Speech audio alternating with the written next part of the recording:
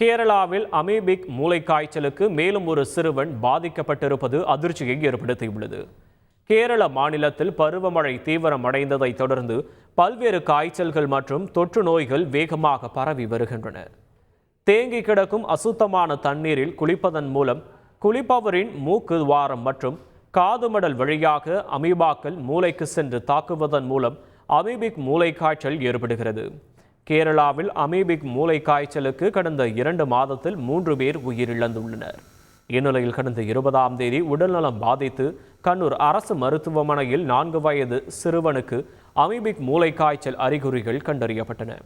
இதையடுத்து தீவிர சிகிச்சைக்காக கோழிக்கோட்டில் உள்ள தனியார் மருத்துவமனையில் வெண்டிலேட்டர் உதவியுடன் தீவிர சிகிச்சை அளிக்கப்பட்டு வருகிறது. செய்திகளை உடனுக்குடன் தெரிந்து கொள்ள உடனே சப்ஸ்கிரைப் பண்ணுங்க.